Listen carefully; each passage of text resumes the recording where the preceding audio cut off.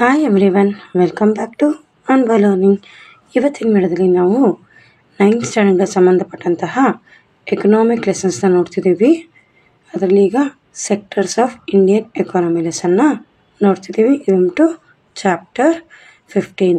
So ಈ lesson ನಾವು ಏನೇನಪ್ಪ ಕಲಿತೀವಿ ಅಂದರೆ, major sectors of the Indian economy ಅಂದರೆ ನಮ್ಮ ಇಂಡಿಯನ್ ಎಕಾನಮಿ ಯಾವ್ಯಾವ ರೀತಿ ಸೆಕ್ಟರ್ಸ್ ಇದೆ, ಮತ್ತು ಅದರಲ್ಲಿ meaning and importance of primary sector, importance secondary sector and classification, role of public sector and private sector, importance of tertiary sector ಮತ್ತು Karnataka's economy. So ರೀತಿ ಪ್ರತಿಯೊಂದು ನಾವು ಇವಾಗ ಈ ವಿಡಿಯೋದಲ್ಲಿ ಡಿಸ್ಕಸ್ ಮಾಡೋಣ. As you have already known that based on the economic activities, the Indian economy has been classified into 3 sectors. Namely, so ಪ್ರತಿಯೊಂದು ಕಂಟ್ರಿನಲ್ಲೂ ಅವರವರ ಎಕನಾಮಿಕ್ ಆ್ಯಕ್ಟಿವಿಟೀಸ್ ಸಂಬಂಧಪಟ್ಟಂತೆ ಅಲ್ಲಿ ಎಕನಾಮಿಕ್ ಆ್ಯಕ್ಟಿವಿಟೀಸ್ನ ಡಿವೈಡ್ ಮಾಡ್ತಾರೆ. ಓಕೆನಾ? ಸೊ ನಮ್ಮ ಇಂಡಿಯಾದಲ್ಲಿ 3 ಟೈಪ್ಸಾಗಿ ಡಿವೈಡ್ ಮಾಡಿದ್ದಾರೆ. ಫಸ್ಟ್ ಒನ್ ಪ್ರೈಮರಿ, ಸೆಕೆಂಡರಿ ಮತ್ತು ಟೆರ್ಷಿಯರಿ ಅಂತ ಹೇಳ್ಬಿಟ್ಟು. ಸೊ ಪ್ರೈಮರಿ ಅಂದರೆ ಏನೇನಿರುತ್ತೆ ಅಂದರೆ agriculture, animal husbandry, forestry, logging, fishing. So ಇದೆಲ್ಲ ಏನಂತ ಕರಿತೀವಿ, ಪ್ರೈಮರಿ ಸೆಕ್ಟರ್ ಅಂತ ಕರಿತೀವಿ, ಅಂದರೆ ನೇಚರಿಂದಾನೆ. ಓಕೆನಾ? Next secondary sector, manufacturing, mining, quarrying, gas, water supply, construction ಮತ್ತು ಎಲೆಕ್ಟ್ರಿಸಿಟಿ ನಾವೇನಂತ ಕರಿತೀವಿ, ಸೆಕೆಂಡರಿ ಸೆಕ್ಟರ್.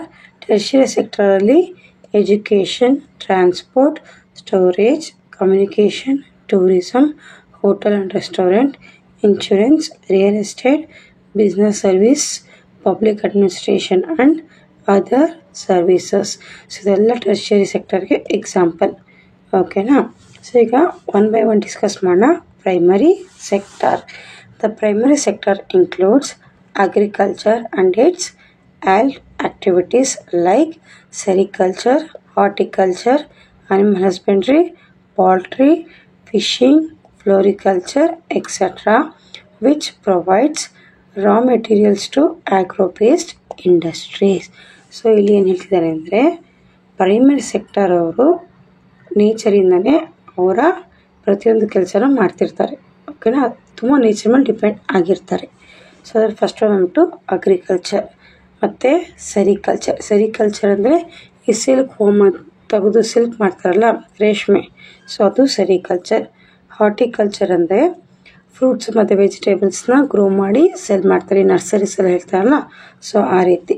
ಅನಿಮಲ್ ಹಸ್ಬೆಂಡ್ರಿ ಅಂದರೆ ಈ ಕುರಿ ಮೇಯಿಸೋದು ಮತ್ತು ಯಾವುದೇ ಪ್ರಾಣಿಗಳನ್ನ ಮೇಯಿಸೋದು. ಓಕೆನಾ? ಕುರಿ, ಮೇಕೆ ಅದೆಲ್ಲ. ಬಟ್ ಅದನ್ನೇನಕ್ಕೋಸ್ಕರ ಮಾಡ್ತಾರೆ ಅಂದರೆ ಮತ್ತು ಸೆಲ್ ಮಾಡೋಕ್ಕೆ. ಪೌಲ್ಟ್ರಿ ಅಂದರೆ ಕೋಳಿ ಫಾರ್ಮ್ಸು. ಫಿಶರೀಸ್, ಸೊ ಫಿಶ್ನ ತೊಗೊಂಬಂದು ಚಿಕ್ಕದು ಅಕ್ವೇರಿಯಮ್ಸ್ ಎಲ್ಲ ಇರುತ್ತಲ್ಲ, ಸೊ ಅದೆಲ್ಲ ಫಿಶರಿ. ಮತ್ತು ಫಿಶ್ನ ಹಿಡಿದು ಸೇಲ್ ಮಾಡೋದು ಸಹ ಅದೊಂದು ಎಕ್ಸಾಂಪಲ್ ಆಗುತ್ತೆ. ಫ್ಲೋರಿಕಲ್ಚರ್ ಮೀನ್ಸ್ ಈ ಫ್ಲವರ್ಸ್ನ ಗ್ರೋ ಮಾಡಿ ಸೇಲ್ ಮಾಡೋದು. Which provides raw materials to agro based industries. Agro based industries ಅಂದರೆ ಇದು ಸಹ ಇಂಡಸ್ಟ್ರೀಸ್, ಬಟ್ ಮೇಯ್ನಾಗಿ ಅಗ್ರಿಕಲ್ಚರ್ ಮೇಲೆ ಡಿಪೆಂಡ್ ಆಗಿರುತ್ತೆ. ಅದು ರಾ ಮೆಟೀರಿಯಲ್ಸ್ಗೋಸ್ಕರ. ಈಗ ಪೇಪರ್ ಇಂಡಸ್ಟ್ರಿ ಆಗಿರ್ಬೋದು, sugar industry, wheat industries, rice industries. So ಇದೆಲ್ಲ ಏನು ಮಾಡುತ್ತೆ ಅಂದರೆ ಅಗ್ರಿಕಲ್ಚರ್ ಮೇಲೆ ಡಿಪೆಂಡ್ ಆಗಿರುತ್ತೆ. ಸೊ ಅಲ್ಲಿ ಅಗ್ರಿಕಲ್ಚರಲ್ಲಿ ಪ್ರಾಡಕ್ಟ್ ಬಂದರೆ ಮಾತ್ರ ಇಲ್ಲಿವ್ರಿಗೆ ಕೆಲಸ ಇರುತ್ತೆ, ಇಲ್ಲಂತ ಇವ್ರಿಗೆ ಕೆಲಸ ಇರಲ್ಲ. ಸೊ ಹಾಗಾಗಿ ಅದನ್ನ ಆಗ್ರೋ-ಬೇಸ್ಡ್ ಇಂಡಸ್ಟ್ರೀಸ್ ಅಂತ ಕರಿತೀವಿ. Next, importance of agricultural sector. Agriculture is a major occupation in India. Still, it is a backbone of our country. It is important can be briefed as follows. ಅಲ್ವಾ? Agriculture ಇಲ್ಲದೆ ಯಾವ ಎಕಾನಮಿನೂ ಇರೋಕ್ಕೆ ಸಾಧ್ಯ ಇಲ್ಲ.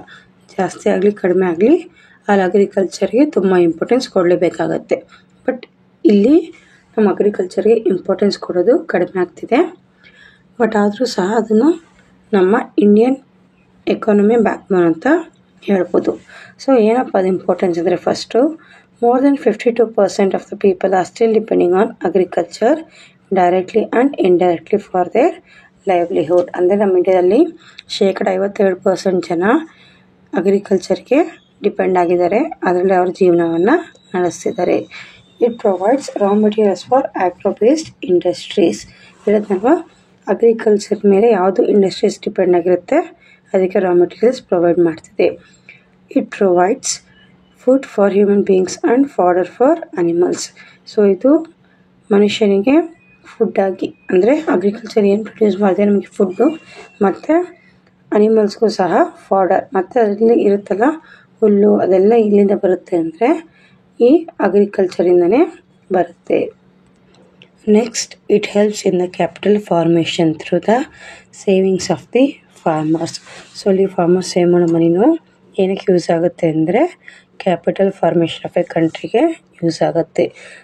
The agriculture is the main occupation, the condition of the farmers is not yet satisfactory due to the following reasons.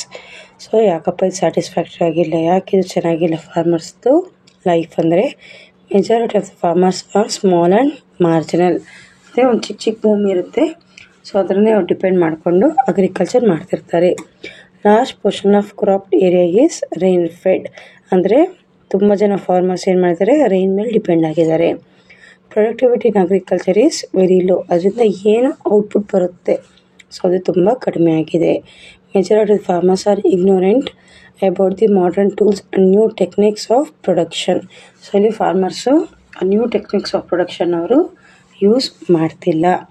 Farmers do not get correct price for the products due to the existence of middle mens. So ಇಲ್ಲಿ ಚೆನ್ನಾಗಿ ಪ್ರಾಡಕ್ಟಿವ್ನ ಚೆನ್ನಾಗಾಗಿರುತ್ತೆ, but ಇಲ್ಲಿ middle mens ಏನು ಮಾಡ್ತಾರೆ ಅಂದರೆ ಅವರ ದುಡ್ಡಿನ ಆಸೆಗೋಸ್ಕರ ಅವ್ರಿಗೆ ಕಮ್ಮಿ ಕೊಟ್ಟು ಅವರು ಜಾಸ್ತಿ ಸಂಪಾದನೆನ ಮಾಡ್ತಾರೆ. Next government has undertaken various measures to improve the productivity of agriculture and also to improve the condition of the farmers in the country. So government ಅವ್ರಿಗೆ ಏನು ಮಾಡಿದ್ದಾರೆ ಅಂದರೆ ತುಂಬ ಡಿಫ್ರೆಂಟ್ ಆ್ಯಕ್ಷನ್ಸ್ನ ತೊಗೊತಿದ್ದಾರೆ, ಮೆಷರ್ಸ್ನ ಮಾಡ್ತಿದ್ದಾರೆ. ಸೊ ಅದರಿಂದ ಆದರೂ ಪ್ರೊಡಕ್ಟಿವಿಟಿ ಮತ್ತು ಅಗ್ರಿಕಲ್ಚರಲ್ಲಿ ಜಾಸ್ತಿ ಆಗಲಿ ಮತ್ತು ಫಾರ್ಮರ್ಸ್ ಕಂಡೀಷನು ಸಹ ಚೆನ್ನಾಗಿರಲಿ. ರೈತ ಚೆನ್ನಾಗಿದ್ರೆ ತಾನೇ ಅಲ್ಲಿ ಚೆನ್ನಾಗಿರೋ ಭೂಮಿ ಬೆಳೆಯೋದು ಅಲ್ವಾ. ಅಲ್ಲಿ ಭೂಮಿನಲ್ಲಿ ಬೆಳೆ ಬೆಳೆದ್ರೆ ಮಾತ್ರ ಪ್ರಪಂಚದಲ್ಲಿರೋ ಎಲ್ಲರಿಗೂ ಊಟ ಸಿಗೋದು ಅಥವಾ ನಮ್ಮ ಕಂಟ್ರಿಲಿ ಎಲ್ಲರಿಗೂ ಊಟ ಸಿಗೋದು. ಹಾಗಾಗಿ ಸೊ ನೆಕ್ಸ್ಟ್ ನೋಡೋಣ secondary sector. Secondary sector is also called manufacturing sector where the raw materials are converted into finished products. The industries can be classified into three groups: agro-based industries, forest-based and mineral-based industries. So industry three types ಇದೆ. So industries ಏನು ಮಾಡ್ತಾರೆ ಅಂದರೆ convert the raw material into finished products ಆಗಿ ಮಾಡ್ತಾರೆ ಅಂತ ನಾವೇಂತ ಕರಿತೀವಿ manufacture sector ಅಂತ ಕರಿತೀವಿ. ಆಗ್ರೋ ಬೇಸ್ಡ್ ಅಂದರೆ ಅಗ್ರಿಕಲ್ಚರ್ ಮೇಲೆ ಡಿಪೆಂಡ್ ಆಗಿರೋದು. ಫಾರೆಸ್ಟ್ ಬೇಸ್ಡ್ ಅಂದರೆ ಫಾರೆಸ್ಟ್ ಮೇಲೆ ರಾ ಮೆಟೀರಿಯಲ್ಗೋಸ್ಕರ ಡಿಪೆಂಡ್ ಆಗಿರೋದು. ಮಿನರಲ್ ಬೇಸ್ಡ್ ಅಂದರೆ ನಾವು ಭೂಮಿನ ಯಾವಾಗ ಅಗೆದ್ಬಿಟ್ಟು ಮಿನರಲ್ನ ತೆಗಿತೀವಲ್ಲ, ಗೋಲ್ಡ್ ಆಗಿರ್ಬೋದು, ಸಿಲ್ವರ್ ಆಗಿರ್ಬೋದು, ಐರನ್ನು, ಸ್ಟೀಲು, ಅಲ್ಯೂಮಿನಿಯಮ್ಸ್ ಇದೆಲ್ಲ ತೆಗಿತೀವಲ್ಲ, ಸೊ ಅದು ಬಂದ್ಬಿಟ್ಟು mineral based industries. Industries are classified into two groups on the basis of ownership: public sector industries and private sector industries. So ownership ಮೇಲೆ ಪಬ್ಲಿಕ್ ಅಂದರೆ ಗೌರ್ಮೆಂಟ್ ಅಂಡರ್ಟೇಕ್ ಮಾಡಿರುತ್ತೆ, ಪ್ರೈವೇಟ್ ಅಂದರೆ a group of people ಅಥವಾ a single person ಆ manufacturing ಕಂಪ್ನಿನ ಮಾಡಿರ್ತಾರೆ. So ಅದು ನಾವೇನಂತ ಕರಿತೀವಿ ಅಂದರೆ ಪ್ರೈವೇಟ್ ಸೆಕ್ಟರ್ ಇಂಡಸ್ಟ್ರೀಸ್ ಅಂತ ಕರಿತೀವಿ. Public sector industries R under the ownership of the government. These are classified as Central Public Sector Enterprises ಅಂದರೆ CPSE and State Public Sector Enterprises SPSC. Private sector industries are under the ownership of private people. They include multinational companies and other private industries on the basis of capital investment and machineries. They are classified as large scale, medium scale, small scale and micro type industries. So ಇಲ್ಲಿ ಪಬ್ಲಿಕಲ್ಲಿ two types ಇದೆ. ಏನಪ್ಪ ಅಂದರೆ central public sector ಮತ್ತು private public sector ಅಂತ ಹೇಳ್ಬಿಟ್ಟು. ಮತ್ತು ಇಲ್ಲಿ ನೀವು ಪ್ರೈವೇಟಿಗೆ ಬರೋಕ್ಕಾದ್ರೆ ಯಾವುದ್ರ ಮೇಲೆ ಡಿಪೆಂಡ್ ಆಗಿರುತ್ತೆ ಅಂದರೆ ಇನ್ವೆಸ್ಟ್ಮೆಂಟ್ ಮೇಲೆ, ಮಿಷನರೀಸ್ ಮೇಲೆ ಡಿಪೆಂಡ್ ಆಗಿರುತ್ತೆ. Large scale, small scale, medium scale ಮತ್ತು ಮೈಕ್ರೋ ಅಂತ ಹೇಳ್ಬಿಟ್ಟು. ಸೊ ಈಗ ನೋಡೋಣ ಪಬ್ಲಿಕ್ ಸೆಕ್ಟರ್ ಇಂಡಸ್ಟ್ರೀಸ್ ನಮ್ಮ ಇಂಡಿಯಾದಲ್ಲಿ ಹೇಗಿದೆ ಅಂತ. During the pre independence period, the preparation of the public sector in economic activity was virtually absent. The only organizations which were under the management and government control were railways, port, trust, post and telegrams, aircraft and defense factories. So ಇಲ್ಲಿ public ಸೆಕ್ಟರ್ದು roll ತುಂಬ ಕಡಿಮೆ ಇದೆ pre independence ಪೀರಿಯಡಿಂದ. ಓಕೆನಾ. So ಈಗ present ಎಲ್ಲೆಲ್ಲಪ್ಪ ಅದು work ಮಾಡ್ತಿದೆ ಅಂದರೆ ರೈಲ್ವೇಸ್ನಲ್ಲಿ, ಪೋರ್ಟ್ ಟ್ರಸ್ಟಲ್ಲಿ, ಪೋಸ್ಟ್ ಆಫೀಸು, ಟೆಲಿಗ್ರಾಫ್ಸ್ ಈ ಥರ ಎಲ್ಲದರಲ್ಲೂ under the control of public sector ಇದೆ. However, since the inception of industrial policy of 1956, there has been huge expansion of the public sector industries in the independent India. Public sector units at present constitute a major national capacity in terms of their scale and operation, coverage, technical expertise and employment generation. The importance of public sector units in India are HMT, bell, ITI, Hindustan ship building yard etcetera.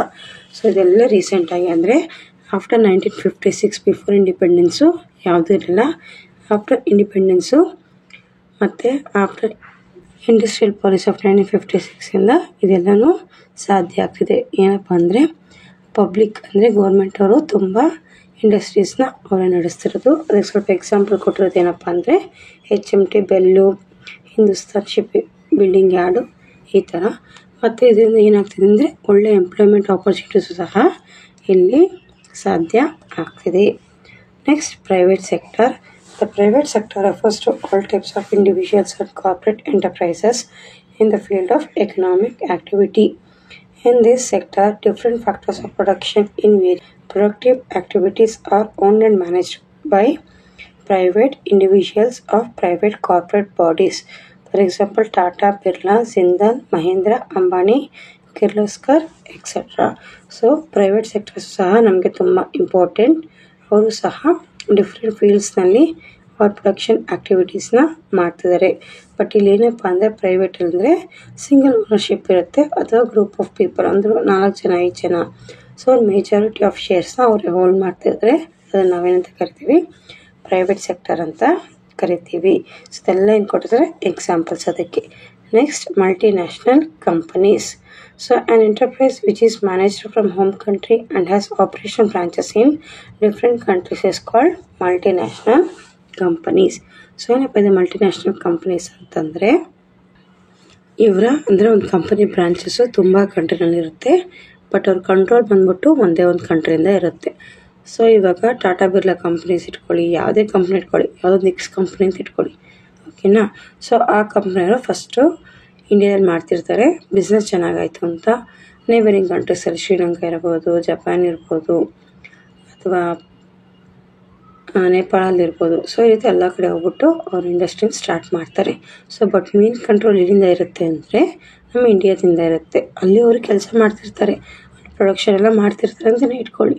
But main control ಎಲ್ಲಿರುತ್ತೆ, ಇಂಡಿಯಾದಲ್ಲಿ ಇರುತ್ತೆ. So ಅಂಥದ್ದನ್ನು ಏನಂತ ಕರಿತೀವಿ ಅಂದರೆ multinational companies ಅಂತ ಕರಿತೀವಿ. Generally any company or group that gets more than quarter of revenue from its operations from outside the home countries called MNCs. So ಇಲ್ಲಿ ಅವರಿಗೆ ಕ್ವಾರ್ಟರ್ ಆಫ್ ರೆವೆನ್ಯೂ ಔಟ್ಸೈಡಿಂದ ಬಂದರೆ ಸೊ ಅಂಥ ಕಂಪ್ನಿ ನಾವೇನಂತ ಕರಿತೀವಿ, ಮಲ್ಟಿನ್ಯಾಷನಲ್ ಕಂಪ್ನಿ ಅಂತ ಕರಿತೀವಿ. ಓಕೆನಾ. So after the economic reforms many MNCs have started their enterprises in India. Example, Sony, Japan company, Samsung, South Korea, Hindustan Lever, England. So ಇದೆಲ್ಲ foreign companies. ನಮ್ಮ ಇಂಡಿಯಾದಲ್ಲಿ ಇವರು ಅವರ ಕಂಪ್ನೀಸ್ನ ನಡೆಸ್ತಿದ್ದಾರೆ. ಇದೆಲ್ಲ ಹೋಸ್ಟ್ ಕಂಟ್ರಿ ಕಂಪನೀಸ್. ಓಕೆನಾ. ಸೊ ಇದನ್ನು ಇಂಗ್ಲೆಂಡ್, ಸೌತ್ ಕೊರಿಯಾ, ಜಪಾನ್ ಅಂತ ಕೊಟ್ಟಿದ್ದಾರೆ. ಅದೆಲ್ಲ ಹೋಮ್ ಕಂಟ್ರಿಯಿಂದ ನಮ್ಮ ಇಂಡಿಯಾದಲ್ಲಿ ಇವರು ಬ್ರಾಂಚ್ನ ಓಪನ್ ಮಾಡಿ ಇಲ್ಲಿ ಅವರು ಕಂಟ್ರೋಲ್ ಮಾಡ್ತಿದ್ದಾರೆ. Post 1991 economic reforms by Indian government has brought public-private partnership in various infrastructure projects. Privatization has got major boost after the 1991 economic reforms. So in 1991 LPG introduce ಮಾಡ್ತಾರೆ ಅಂದರೆ ಲಿಬ್ರಲೈಸೇಷನ್, ಪ್ರೈವೇಟೈಸೇಷನ್ ಮತ್ತು globalisation. So ಆವಾಗ ಈ ಹೊಸ concept ಬರುತ್ತೆ. ಏನಪ್ಪ ಅಂದರೆ public private partnership ಅಂತ. ಅಂದರೆ ಇಲ್ಲಿ ಗೌರ್ಮೆಂಟ್ ಅವರು ಮತ್ತು ಪ್ರೈವೇಟ್ ಅವರು ಇಬ್ಬರು ಸೇರಿಕೊಂಡು ಕೆಲಸ ಮಾಡೋದು ಕಂಟ್ರಿಗೋಸ್ಕರ. ಓಕೆನಾ.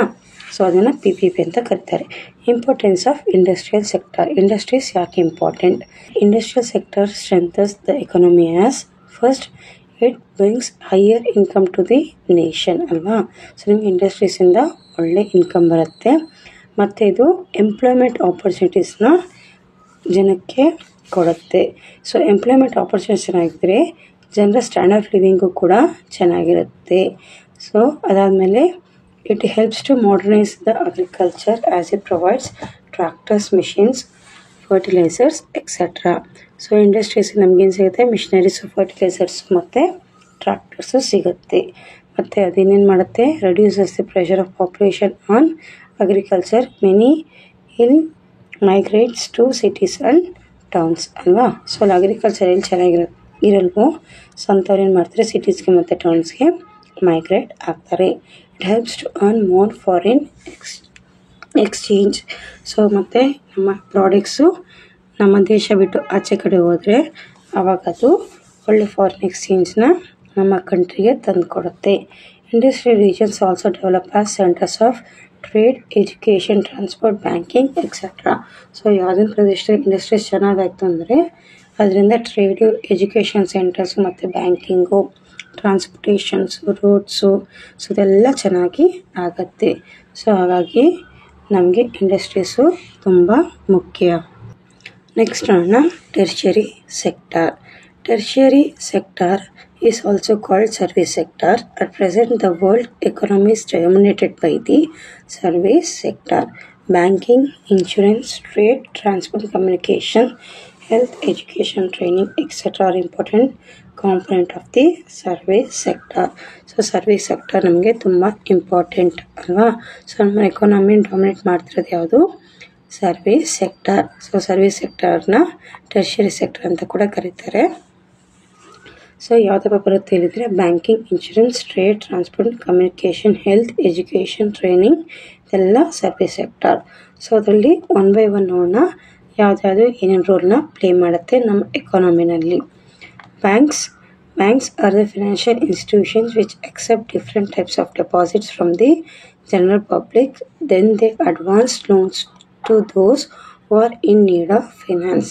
Bank acts as a mediators between savers and investors. So ಬ್ಯಾಂಕಲ್ಲಿ ಏನು ಮಾಡ್ತಾರೆ ಅಂದರೆ ಅವರು ದುಡ್ಡನ್ನ ಡಿಫ್ರೆಂಟ್ ಪೀಪಲಿಂದ ಎಕ್ಸೆಪ್ಟ್ ಮಾಡ್ತಾರೆ ಮತ್ತು ಅದೇ ದುಡ್ಡನ್ನ ಆಚೆ ಕಡೆ ಬೇರೆಯವ್ರಿಗೆ ಲೋನ್ ರೂಪದಲ್ಲಿ ಕೊಡ್ತಾರೆ. ಸೊ ಇಂಟ್ರೆಸ್ಟ್ ಕಲೆಕ್ಟ್ ಮಾಡ್ತಾರಲ್ಲ, ಸೊ ಅದು ಬಂದ್ಬಿಟ್ಟು ಅವ್ರಿಗೆ ಬ್ಯಾಂಕ್ಸ್ನ ರನ್ ಮಾಡೋಕ್ಕೆ ಈಸಿ ಆಗ್ತಿದೆ. ಸೊ ಅವರು ಮಿಡ್ಲ್ ಮ್ಯಾನ್ ಥರ ಸೇವರ್ಸ್ ಮತ್ತು ಇನ್ವೆಸ್ಟರ್ಸ್ ಮತ್ತು ಆ್ಯಕ್ಟ್ ಮಾಡ್ತಾರೆ. Next insurance is a way of protection against the financial losses. It guards against the unforeseen events which cause damage and destruction to human life and properties. For example, death, incapacitation due to accident, old age, sickness, theft, fire, flood, earthquake, riot, lightning, burning, sea piracy, sinking of ship, vessels, colliding, etc. There are the two different types of insurance. One is general insurance and life insurance. So insurance main ಏನಪ್ಪ ಮಾಡುತ್ತೆ ಅಂದರೆ ನಮಗೆ financial ಆಗಿ protect ಮಾಡುತ್ತೆ. ಏನಾದರೂ problems ಆದರೆ, uncertain event ಆದರೆ, so ನಮ್ಮ ಗೂಡ್ಸ್ಗೆ ಮತ್ತು ಲೈಫ್ಗೆ ಏನಾದರೂ ಡ್ಯಾಮೇಜ್ ಆದರೆ ಸೊ ಅಲ್ಲಿ ಅವರು ನಮಗೆ ಹೆಲ್ಪ್ ಮಾಡ್ತಾರೆ ಫಿನಾನ್ಷಿಯಲ್ ಆಗಿ. ಸೊ ಅದೆಲ್ಲ ಹೇಳಿದ್ಮೇಲೆ ಎಕ್ಸಾಂಪಲ್ಸ್ ಏನಾದರೂ ಆದರೆ ಡೆತ್ ಆಗಿರ್ಬೋದು, ಆಕ್ಸಿಡೆಂಟ್ ಆಗಿರ್ಬೋದು, ನಮಗೆ ವಯಸ್ಸಾಗಿರ್ಬೋದು, ಕಳ್ತನ ಆಗಿರ್ಬೋದು, ಆಕ್ಸಿಡೆಂಟ್ಸ್ ಆಗಿರ್ಬೋದು, ಮತ್ತು ನಮಗೆ ಬೇರೆ ಏನಾದರೂ ಪ್ರಾಬ್ಲಮ್ ಆದರೆ ಫಿನಾನ್ಷಿಯಲಿ ಆದರೆ ಸೊ ಆವಾಗ ಇನ್ಶೂರೆನ್ಸ್ ಅವರು ನಮಗೆ ಹೆಲ್ಪ್ ಮಾಡ್ತಾರೆ. Next transportation. Transport is system which carries passengers and goods from one place to another. Land transport, water transport and air transport are different modes of transport which play an important role in economic development. They bring a wide market for goods and services. So ನಮಗೆ transport ಇಲ್ಲದೆ ನಾವು ಯಾವುದೇ ಕೆಲಸ ಮಾಡೋಕ್ಕಾಗಲ್ಲ. ಪ್ರತಿಯೊಂದಕ್ಕೂ ನಾವು depend ಆಗೋದು transport ಅಲ್ವಾ. ಸೊ ಟ್ರಾನ್ಸ್ಪೋರ್ಟ್ ಏನು ಮಾಡುತ್ತೆ? ಗೂಡ್ಸ್ನ ಮತ್ತು ಪರ್ಸನ್ನ ಒಂದು ಪ್ಲೇಸಿಂದ ಇನ್ನೊಂದು ಪ್ಲೇಸಕ್ಕೆ ಕರ್ಕೊಂಡು ಹೋಗುತ್ತೆ. ಸೊ ಅಲ್ಲಿ ಯಾವುದಪ್ಪ ಟೈಪ್ಸ್ ಅಂದರೆ ಲ್ಯಾಂಡ್, ವಾಟರ್ ಮತ್ತು ಏರ್ ಟ್ರಾನ್ಸ್ಪೋರ್ಟ್ ಇದೆ. Next, communication. Communication refers to the sharing of ideas, thoughts, messages from one person to person and from one place to another place ಅಲ್ವಾ. ಸೊ ಫಾರ್ ಎಕ್ಸಾಂಪಲ್ ನಾವು ಮೊಬೈಲ್ಸೇ ತಗೊಳ್ಳಿ, ಏನು ಮಾಡ್ತೀವಿ, information ಒಂದು ಕಡೆಯಿಂದ ಇನ್ನೊಂದು ಕಡೆ ಪಾಸ್ ಮಾಡ್ತೀವಿ. ಎಲೆಕ್ಟ್ರಿಕ್ ಡಿವೈಸ್ ಯೂಸ್ ಮಾಡಿಕೊಂಡು ಪಾಸ್ ಮಾಡ್ತೀವಿ ಅಲ್ವಾ. ಮತ್ತು ಒಂದು ಮನುಷ್ಯನಿಂದ ಅದು ಇನ್ನೊಂದು ಮನುಷ್ಯನಿಗೆ ಪಾಸ್ ಆಗುತ್ತೆ. ಸೊ ಮೊಬೈಲ್ಸ್ ಇಲ್ದಿರೋ ಟೈಮಲ್ಲೂ ಸಹ ಏನು ಮಾಡ್ತಿದ್ರು ಅಥವಾ ಈಗಲೂ ಯಾವ ರೀತಿ ಯೂಸ್ ಮಾಡ್ತಿದ್ದಾರೆ ಮೆಥಡ್ಸು ಒಂದು ಇನ್ಫಾರ್ಮೇಷನ್ ನಮಗೆ ಪಾಸ್ ಮಾಡೋಕ್ಕೆ. Postal services, telecommunication, fax, email, newspapers, internet all helps to communicate the people from one to another place of the world. So ಒಂದು ಪರ್ಸನ್ ಇನ್ನೊಂದು ಪರ್ಸನ್ಗಳನ್ನ ಈ ಪ್ರಪಂಚಕ್ಕೂ ಸಹ ನಾವು ಇನ್ಫಾರ್ಮೇಷನ್ನ ಶೇರ್ ಮಾಡ್ಬೋದು. Next health. Health is wealth. A sound mind in a sound body. Statement convey the importance of health in one's life. According to the World Health Organization, health refers to the person who is free from physical, mental, social and intellectual disorders. So, ನಮಗೆ ಪ್ರತಿಯೊಂದು ಮನುಷ್ಯನಿಗೂ ಆರೋಗ್ಯನ ತುಂಬ ಮುಖ್ಯ. Physically ಆಗಿರ್ಬೋದು ಮತ್ತು mentally ಆಗಿರ್ಬೋದು. So world health organisation ಅವ್ರು ಏನು ಹೇಳ್ತಾರೆ ಅಂದರೆ, the person who is free from physical, mental, social and intellectual disorders. ಅವ್ರಿಗೆ ಯಾವುದೇ ರೀತಿಯಂಥ ಖಿನ್ನತೆಗಳು ಇರಬಾರ್ದು. ಫಿಸಿಕಲಾಗಿ ಫಿಟ್ ಇರಬೇಕು ಮತ್ತು ಮೆಂಟಲಾಗಿ ಸಹ ಅವರು ಫಿಟ್ಟಾಗಿ ಇರಬೇಕು. Next, health cares in India are gradually improving. There is a steep decline in death rates to 7.2 per 1000, infant mortality rate to 47 per 1000 live births, and child mortality is 15 per 1000. There is a rise in average expectancy of life to 66.9 years in 2011. So ಇಲ್ಲಿ ನಮ್ಮ ಇಂಡಿಯಾದಲ್ಲಿ health ತುಂಬ ಚೆನ್ನಾಗಿದೆ. So death rate ಕಡಿಮೆ ಆಗಿದೆ. ಎಷ್ಟಪ್ಪ ಇದೆ ಅಂದರೆ ಪರ್ 1000ಗೆ 7.2% ಇದೆ. ಮತ್ತು ಚೈಲ್ಡ್ ಮೊರಾಲಿಟಿ, ಇನ್ಫೆಂಟ್ ಮೊರಾಲಿಟಿ ಬಂದ್ಬಿಟ್ಟು 47 per 1000 ಇದೆ. ಇನ್ಫೆಂಟ್ ಮೊರಾಲಿಟಿ ಅಂದರೆ ಹುಟ್ಟಿದ ಮಕ್ಕಳು, ಒಂದು 6 ತಿಂಗಳು 1 ವರ್ಷ ಒಳಗೆ ತೀರೋಗ್ತಾರಲ್ಲ, ಸೊ ಅದನ್ನು ಇನ್ಫೆಂಟ್ ಮೊರಾಲಿಟಿಯಿಂದ ಕರಿತೀವಿ. ನೆಕ್ಸ್ಟ್ ಬಂದ್ಬಿಟ್ಟು ಚೈಲ್ಡ್ ಮೊರಾಲಿಟಿ ಅಂದರೆ 5 ವರ್ಷದ ಒಳಗಿನ ಮಕ್ಕಳು, ಸೊ ಅದು 15 per 1000 ಇದೆ. ಸೊ ಇದೆಲ್ಲ ಏನು ತೋರಿಸ್ತಿದೆ ಅಂದರೆ ನಮ್ಮ ಕಂಟ್ರಿನಲ್ಲಿ ಒಳ್ಳೆ ಹೆಲ್ತ್ ಇದೆ ಅಂತ ಹೇಳ್ಬಿಟ್ಟು. ಇದೆಲ್ಲ ಹೇಳ್ಕೊಟ್ಟಿದ್ದಾರೆ ಅಂದರೆ ಅಕಾರ್ಡಿಂಗ್ ಟು 2011 ಸೆನ್ಸಸ್ ಪ್ರಕಾರ. ಮತ್ತು ನಮ್ಮ ಲೈಫ್ ಎಕ್ಸ್ಪೆಕ್ಟೆನ್ಸಿ ರೇಟ್ ಕೂಡ 66.9 ಇಯರ್ಸ್, ಅಂದರೆ ಮನುಷ್ಯ ಎಷ್ಟವರೆಗೂ ಬದುಕ್ಬೋದು. Medical awareness programme have help to control deadly diseases like tuberculosis ಅಂದರೆ TB, ಕಾಲರಾ, ಮಲೇರಿಯಾ. ಸೊ ಇದೆಲ್ಲ ಜೀವಕ್ಕೆ ಹಾನಿಕರವಾದಂತಹ ರೋಗಗಳು. ಸೊ ನಮಗೆ ಮೆಡಿಕಲ್ ಇಂಪ್ರೂವ್ ಆದಾಗಿಂತ ಇದರಿಂದ ಸಾಯುವಂತಹ ಜನ ಕಡಿಮೆ ಆಗಿದ್ದಾರೆ. Polio has been completely eradicated from India due to the determined will of the government. So ಇಲ್ಲಿ ಪೋಲಿಯೋ ಅಟ್ಯಾಕ್ ಆಗಿರೋದು ಸಹ ತುಂಬ ಕಡಿಮೆ ಆಗಿದೆ. Next, education. Education is derived from the Latin word educare which means lead to light. According to Gandhiji, education brings all-round development in personality of the child. So ಇಲ್ಲಿ ಗಾಂಧೀಜಿಯವ್ರು ಏನು ಹೇಳ್ತಿದ್ದಾರೆ ಅಂದರೆ, ನಮ್ಮ ಎಜುಕೇಷನ್ನು ಒಂದು ಪರ್ಸನ್ಗೆ ಆಲ್ರೌಂಡ್ ಡೆವಲಪ್ಮೆಂಟ್ ಆಗಿ improve ಮಾಡುತ್ತೆ ಮತ್ತು ಪರ್ಸ್ನಾಲಿಟಿನೂ ಸಹ ಇಂಪ್ರೂವ್ ಮಾಡುತ್ತೆ. ಮತ್ತು ಇದು ಎಡುಕೇರ್ ಅನ್ನೋ ಲ್ಯಾಟಿನ್ ವರ್ಡಿಂದ ನಾವು ಎಜುಕೇಷನ್ನ ಟ್ರಾನ್ಸ್ಲೇಟ್ ಮಾಡಿದ್ದಾರೆ. The government in order to increase the literacy has brought Rashtriya Saksharata mission ಇನ್ 1988, ಸರ್ವ ಶಿಕ್ಷಣ ಅಭಿಯಾನ ಇನ್ 2001. ಸೊ ಇಲ್ಲಿ ಗೌರ್ಮೆಂಟ್ ಅವರು ಏನು ಮಾಡ್ತಿದ್ದಾರೆ ಅಂದರೆ, ಸಾಕ್ಷರತೆ ಅಂದರೆ ಲಿಟ್ರಸಿ ರೇಟ್ನ ಇಂಪ್ರೂವ್ ಮಾಡೋಕ್ಕೆ ಎಷ್ಟೊಂದು ಸ್ಕೀಮ್ಸ್ ತೊಗೊಂಬಂದಿದ್ದಾರೆ. ಯಾವುದಪ್ಪ ಅಂದರೆ ರಾಷ್ಟ್ರೀಯ ಶಿಕ್ಷಣ ಮಿಷನ್, ಸರ್ವ ಶಿಕ್ಷಣ ಅಭಿಯಾನ, ಮಿಡ್ ಡೇ ಮೀಲ್ಸ್ ಇನ್ 1995, ರಾಷ್ಟ್ರೀಯ ಮಾಧ್ಯಮಿಕ ಶಿಕ್ಷಣ ಅಭಿಯಾನ RMSA in March 2009 to improve the quality of education in our country. So ಇದೆಲ್ಲ ಸ್ಕೀಮ್ಸು ಎಜುಕೇಷನ್ ಇಂಪ್ರೂವ್ ಮಾಡುತ್ತೆ. Next, contribution of different sector to national income. So ಒಂದೊಂದು ಸೆಕ್ಟಾರ್ಸು ಯಾವಾಗ ಎಷ್ಟೆಷ್ಟು ಕಾಂಟ್ರಿಬ್ಯೂಷನ್ ಮಾಡಿದೆ ಅಂತ. ಸೊ ಪ್ರೈಮರಿ ಬಂದ್ಬಿಟ್ಟು ಅಗ್ರಿಕಲ್ಚರ್ ಅಂತ ಇಟ್ಕೊಂಬಂದು, ಸೆಕೆಂಡರಿ ಇಂಡಸ್ಟ್ರೀಸ್, ಟೆರ್ಷಿಯರಿ ಬಂದ್ಬಿಟ್ಟು ಸರ್ವಿಸ್ ಸೆಕ್ಟಾರ್. ಸೊ 1950 to 51 ಇಲ್ಲಿ ಅಗ್ರಿಕಲ್ಚರಿಂದ 59, ಇಂಡಸ್ಟ್ರಿಯಿಂದ 13, ಟೆರ್ಷಿಯರಿ ಅಂದರೆ 28 ಆಗಿದೆ. ಮತ್ತು ಅಗ್ರಿಕಲ್ಚರು ಡಿಕ್ರೀಸ್ ಆಗ್ತಾ ಹೋಗ್ತಿದೆ ನೋಡಿ. ಅಪ್ ಟು 2011 ಬಂದಾಗ ಡಿಕ್ರೀಸ್ ಆಗಿದೆ. ಇಂಡಸ್ಟ್ರೀಸು ಜಾಸ್ತಿ ಆಗಿದೆ. 13 ಇತ್ತು, 15 24, 25, 2011 27 ಆಗಿದೆ. ಟರ್ಷರಿ ಸೆಕ್ಟರಿಂದ ಜಾಸ್ತಿ ಕಾಂಟ್ರಿಬ್ಯೂಷನ್ ಆಗಿದೆ. ಫಸ್ಟು 28 ಇತ್ತು 60-70 ವರ್ಷದ ಮುಂಚೆ. ಈಗ ಅದೇ ಮೇಜರ್ ಕಾಂಟ್ರಿಬ್ಯೂಷನ್ ಆಗಿದೆ. ಸೊ ಇದರಿಂದ ನಾವು ನೋಡ್ಕೋಬೋದು ನಮ್ಮ ಪ್ರತಿಯೊಂದು ಸೆಕ್ಟರಿಂದ ನ್ಯಾಷನಲ್ ಇನ್ಕಮ್ಗೆ ಯಾವ ರೀತಿ ಕಾಂಟ್ರಿಬ್ಯೂಟ್ ಮಾಡ್ತಿದೆ ಅಂತ ಹೇಳ್ಬಿಟ್ಟು. ಇನ್ನೂ ವಿಡಿಯೋದಲ್ಲಿ ಏನಾದರೂ ಡೌಟ್ಸ್ ಇದ್ದರೆ ಕಮೆಂಟ್ ಮಾಡಿ. ಯಾರ್ಯಾರು ಇನ್ನೂ ಸಬ್ಸ್ಕ್ರೈಬ್ ಮಾಡದೆ ನೋಡ್ತಿದ್ದೀರೋ ದಯವಿಟ್ಟು ಸಬ್ಸ್ಕ್ರೈಬ್ ಮಾಡಿ. ವ್ಯೂಸ್ ಬರ್ತಿದೆ ಬಟ್ ಸಬ್ಸ್ಕ್ರೈಬ್ ಆಗ್ತಿಲ್ಲ. ನಾವು ಕಲಿಯೋಣ, ಬೇರೆಯವ್ರಿಗೂ ಕಲಿಸೋಣ. ನಾವು ಬೆಳೆಯೋಣ, ಎಲ್ಲರನ್ನೂ ಬೆಳೆಸೋಣ. ಈ ವಿಡಿಯೋ ಯಾರಿಗಾದ್ರೂ ರಿಕ್ವೈರ್ಮೆಂಟ್ ಇದ್ದರೆ ದಯವಿಟ್ಟು ಅವ್ರಿಗೆ ಶೇರ್ ಮಾಡಿ. ಕರ್ನಾಟಕ ಎಕಾನಮಿ ಇದರ ಕಂಟಿನ್ಯೂಷನ್ ಪಾರ್ಟ್ನ ಇನ್ನೊಂದು ವಿಡಿಯೋದಲ್ಲಿ ಹಾಕ್ತೀನಿ. ಇದಕ್ಕೆ ಇಂಡಿಯನ್ ಎಕಾನಮಿ ಫುಲ್ಲು ಈಗ ಕವರ್ ಆಗಿದೆ. ನೆಕ್ಸ್ಟ್ ನಿಮಗೆ ವಿಡಿಯೋ ಬಂದ್ಬಿಟ್ಟು ಕರ್ನಾಟಕ ಎಕಾನಮಿ ಅಂತಲೇ ಬರುತ್ತೆ. ದಯವಿಟ್ಟು ಅದನ್ನು ಚೆಕ್ ಮಾಡಿ. ಪ್ಲೇಲಿಸ್ಟ್ನ ಹೋಗಿ ಚೆಕ್ ಮಾಡಿ. ಕಂಪ್ಲೀಟ್ ಲೆಸನ್ ಡೀಟೇಲ್ಸ್ ನಿಮಗೆ ಸಿಗುತ್ತೆ. Thank you.